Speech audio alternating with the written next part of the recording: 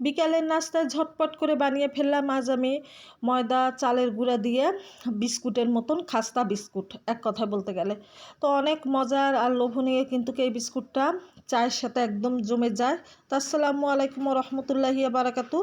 আপনারা সবাই কেমন আছেন? আলহামদুলিল্লাহ, আমি তো খুবই ভালো আছি। এখানে সর্বপ্রথম ময়দা পরিমাণ মতো নিয়ে নিচ্ছি। তো ময়দার সাথে আমার লাগবে এখানে পোস্তদানা এবং তিল, এগুলো আমি ভাজা করে নিয়েছি আর সামান্য পরিমাণ লবণ দিয়েছি। তো এগুলো সব এক এক করে দিয়ে দিচ্ছি। আর তিল পোস্ত দানাটা কিন্তু দারুণ মজার, এই খাস্তার মধ্যে অনেক মজা হয় খেতে কিন্তু।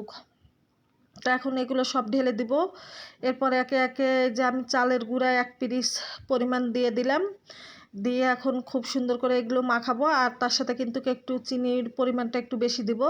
খাস্তার মাঝে যদি চিনি মিষ্টিটা কম হয় তাহলে কিন্তু খেতে অতটা মজা লাগে না। তো এখানে 2 পিরিচের মতন চিনি দিয়ে দিলাম।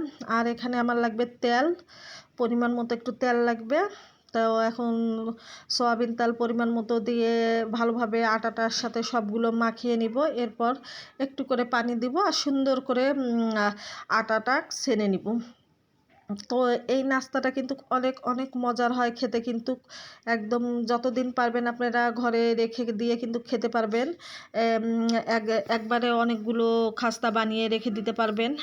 আর তেলে ভাজা যেহেতু, সেহেতু কোনো এগুলো নষ্ট হওয়ার কোনো সম্ভাবনা নেই। তো এগুলো কিন্তু দুপুরবেলায় কিন্তু মাখিয়ে নিচ্ছি রান্নার পাশাপাশি, যেহেতু বিকালবেলা ভাজতে হবে। আসরের আজানের পরে এগুলো খুব সুন্দর করে ভেজে নিব কিন্তু। তো এই যে দেখেন মাখানো প্রায় শেষ হয়ে যাচ্ছে কিন্তু। এখন গোল আকারে বিকালবেলা চলে আসলাম, গোল আকারে খুব সুন্দর করে শেপ দিচ্ছি। তার সাথে আমার নাতনিও শেপ দিচ্ছে।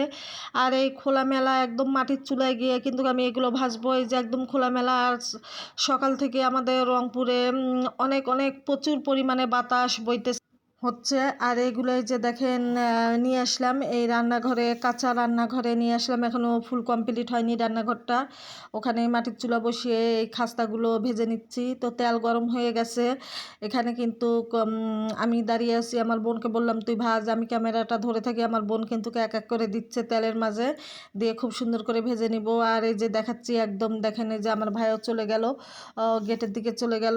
তো এগুলো কিন্তু হালকা হালকা ভাজা দিয়ে নামিয়ে ফেলবো। তো অনেক মজা হয়েছিল কিন্তু সন্ধ্যায় কিন্তু নাস্তা করার পরে এই ভিডিওটাতে আমি কিন্তু ভয়েসটা দিতেছি।